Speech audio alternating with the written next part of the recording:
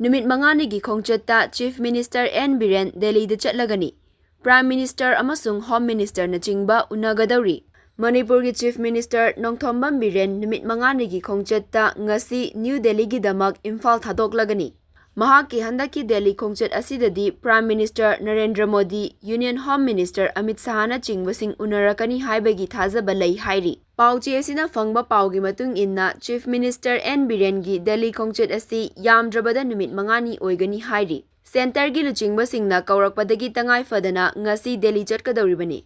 Party gi oiba achoba program amasu pangthokadawri madudasu saruk yagani hairi. Manipurda mamang sahi ing lising aniga kunga humdoigi May 3 Kuki narco terrorist singna maru oina Maitei singda landarakpadagi langi damak karimata sem sahaudaba Maitei singda achoba chaitheng kaya fangduna laklibani. Misi mina kaya nangduna lakliba asigi mathakta mayumakai maina tumna thadok pikhibadagi Maitei lising humfurom relief camp singda changjafam lauduna lairibani.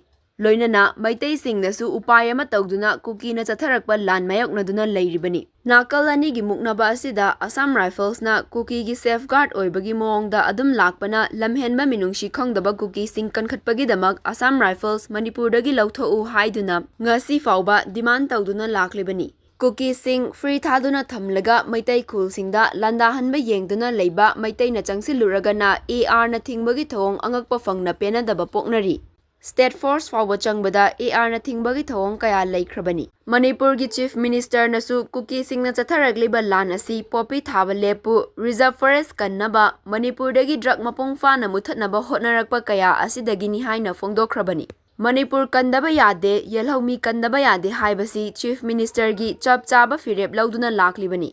Irang asi matam kuina chathabana center na yengduna leibadagi thoklibani haibagi pendaba kaya lairi. Lok Sabha gi mikhalda faw outer amasung inner parliamentary constituency animakta Congress na mai pakpa laikhrabani. Irang asi thokpadagi Prime Minister Modi Manipur da nongmata lakhidabani. Manipur gi ruling MLA amadi opposition kangbuna Modi unanaba hotnabada ngasi fawba unaba fangdana lakhibani. Masigidamak Manipur miyamna Modi gi mathakta asawba kaya lairibani.